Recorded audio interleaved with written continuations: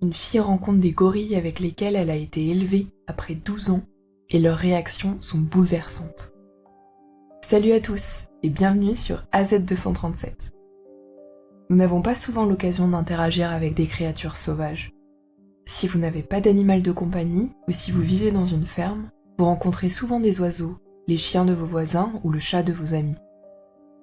D'autre part, le mode de vie de certaines personnes leur permet d'interagir avec une grande variété d'animaux. Une jeune fille a toutefois eu la chance inouïe de grandir à côté des gorilles. Tansy Aspinall, qui porte ce nom, a eu l'occasion de ressentir quelque chose que très peu de personnes sur Terre ont déjà vécu. Elle a décidé de retourner à l'établissement dans l'espoir que ces énormes animaux la reconnaissent. Lorsqu'elle les a enfin revus, des choses étonnantes se sont produites. Continuez à regarder pour découvrir l'histoire touchante de Tansy et la façon dont leur rencontre s'est déroulée. Les premières années de Tansy Aspinall ont été tout sauf ordinaires. Lorsqu'elle était enfant, ses parents dirigeaient un centre de réhabilitation de gorilles en cage. L'objectif du centre était de renvoyer les gorilles en Afrique dans l'avenir.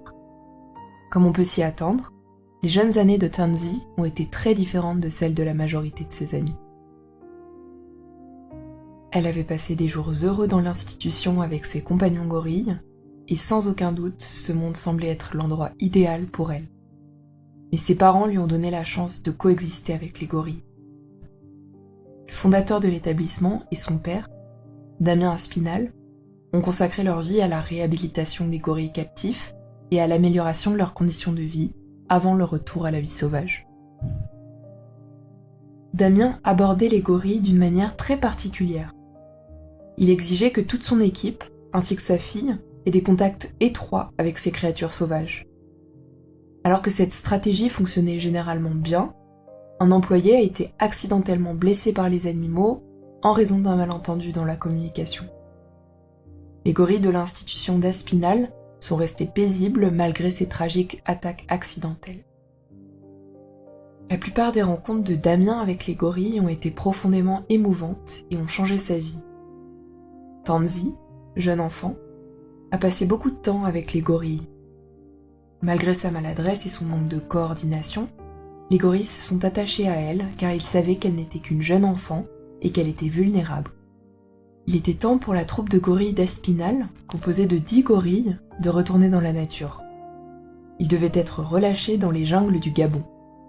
Heureusement pour les gorilles, ils ont été gardés sur une île fluviale pendant quelques mois avant d'être lâchés, afin qu'ils puissent s'habituer à la faune locale et qu'ils apprennent à se protéger. Lorsque les gorilles ont été enfin prêts à partir, Tansy et son père ont eu le cœur brisé de les voir se diriger vers une jungle qu'ils ne reconnaissaient plus. Ils ont disparu dans la forêt et ont commencé à vivre une nouvelle vie, là où ils devaient être. Tansy est devenue une femme étonnante. Maintenant qu'elle a eu 25 ans, elle a voulu renouer avec ses copains d'enfance. Son père et elle ont donc décidé de se rendre au Gabon pour retrouver les gorilles qu'ils avaient élevés pendant tant d'années. 12 ans se sont écoulés depuis que Tansy a vu pour la dernière fois Dejalta et Bims, les 2 gorilles avec lesquels elle a tissé les liens les plus forts. Son père Damien et elle ne s'attendaient pas à ce que quelque chose d'autre se produise lors de leur voyage au Gabon. Damien Aspinall est spécialisé dans la réintroduction de gorilles dans la nature. Il a déjà réintroduit plus de 80 gorilles dans la nature. Mais ces 2 gorilles étaient un peu difficiles. Ils ont été libérés ensemble et appartenaient à une grande famille.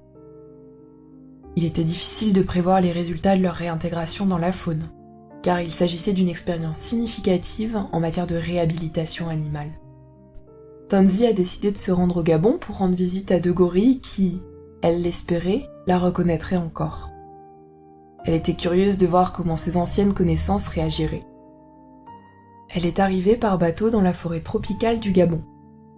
Elle était impatiente de rencontrer les singes lorsqu'elle s'est enfoncée dans la brousse. Elle allait cependant dire quelque chose qu'elle n'oubliera jamais, quelque chose dont elle n'était pas consciente. Elle n'avait pas vu ses copains depuis plus de 12 ans. Elle s'inquiétait un peu de savoir s'ils allaient la reconnaître et lui répondre favorablement. Elle était convaincue que tout se passerait comme prévu, et elle avait l'impression que tout irait bien. Elle ne se doutait pas, cependant, que voir les gorilles ne serait pas la seule chose dont elle se souviendrait du Gabon. Son père l'a aidée à localiser plus facilement les gorilles lorsqu'elle s'est aventurée plus profondément dans les bois. Ils se sont dirigés vers le repère des gorilles. Ils les ont enfin aperçus. Dejalta et Bims ont couru à sa rencontre après l'avoir vue. Ils ont sauté autour d'elle, l'ont pris dans leurs bras et se sont mis à crier un peu plus fort pour montrer à quel point ils étaient excités. Tansy aurait pu rester dans cet état agréable jusqu'à la fin des temps. Mais elle devait partir. Lorsqu'est arrivé le moment de partir enfin, il semblait que les gorilles la suppliaient de rester. Tansy a bien aimé revoir ses vieux copains, mais son père et elle ne pouvaient pas rester indéfiniment dans la nature gabonaise. Au bout de quelques jours, Tansy a dû faire ses adieux à ses compagnons. Elle craignait de les perdre de vue. Mais l'histoire de Tansy et de ses gorilles ne s'arrête pas là. Il était extrêmement dangereux de renvoyer d'un seul coup toute une famille de gorilles dans leur milieu d'origine. Damien le savait très bien. Comme ces gorilles ne sont pas nés et n'ont pas grandi dans la patrie gabonaise, ils pouvaient être exposés à divers dangers. Par exemple, la consommation d'un fruit toxique pourrait avoir des effets néfastes sur leur santé. Ils pourraient aussi contracter une maladie de la jungle à laquelle ils n'étaient pas préparés. Mais personne n'était en mesure de prédire la tragique nouvelle de Tansy. La région où Dejalta et Bims résidaient était en effet gérée par un groupe de personnes qui surveillaient ce qui se passait dans les forêts. Même les animaux pouvaient être localisés à l'aide d'émetteurs radio. C'est ainsi qu'ils ont appris la terrible nouvelle. 2 femelles gorilles n'émettaient aucun signal. Dans un premier temps, ils n'ont pas réussi à les localiser, mais après quelques jours, ils ont découvert leurs restes. Tansy et son père ont été dévastés par la mauvaise nouvelle. Ils n'arrivaient pas à croire qu'ils avaient peut-être saisi la dernière occasion de retrouver les anciens amis de Tansy. Ils ont d'abord pensé qu'un léopard, l'un des seuls animaux capables d'abattre un gorille adulte, avait attaqué les gorilles. Mais aucune morsure ou aucune blessure comparable n'était visible. L'auteur de l'attaque ne pouvait donc pas être un léopard. Les 2 gorilles avaient été sévèrement battus et malmenés. Il est fort probable qu'un autre gorille soit à l'origine de ces meurtres. Malheureusement, le gorille meurtrier ne s'est pas arrêté là. D'autres gorilles de la même famille ont été retrouvés morts peu de temps après. Le 4e gorille n'était plus là. Ils ont rapidement appris que les 5 femmes de Dejalta, ainsi qu'un jeune petit nommé Aku, avaient été victimes de la colère d'un gorille. Tomki, un gorille de 25 ans, Kishi, 16 ans, Mumpa, 27 ans, Kibi, 22 ans, et Aku, petit de 3 ans, figurait parmi les victimes des attaques. La femelle disparue était Fufu, 22 ans. Tout le monde était curieux de savoir qui était responsable de ce qui s'était passé, même s'il était évident que le meurtrier était un autre gorille. Tansy et son père semblaient néanmoins être les seuls à connaître l'identité du tueur. Il semblait qu'il s'agissait d'un gorille à dos argenté du nom de Bumanga, que l'établissement d'Aspinal avait réussi à libérer d'une détention brutale, sans qu'il y ait eu faute de sa part.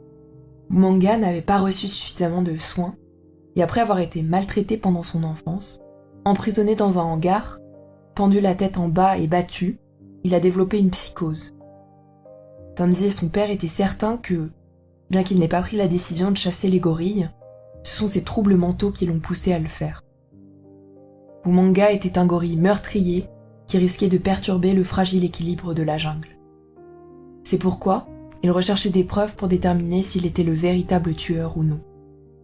Bumanga pourrait devoir être tué s'il s'avérait très vicieux et imprévisible. Mais s'il n'est pas particulièrement violent, il faudrait peut-être le déplacer dans une zone isolée de la réserve. Tansy et son père ont trouvé la situation très difficile. Tout s'est effondré lorsqu'ils ont vu à quel point leurs amis gorilles étaient heureux de les voir. Le père de Tansy pourra probablement reconsidérer la possibilité de relâcher toute la famille en une seule fois. Alors que les gorilles retourneront dans leurs habitats d'origine, l'établissement cherchera de nouvelles approches pour garantir leur sécurité. Damien et Tansy feront sans aucun doute tout leur possible pour offrir à ces gorilles la vie qu'ils méritent. Quelle est votre opinion au sujet de cette histoire ? Dites-le nous dans les commentaires. Merci d'avoir regardé la vidéo. Surtout, n'oubliez pas de la liker et de la partager autour de vous. À très bientôt sur AZ237.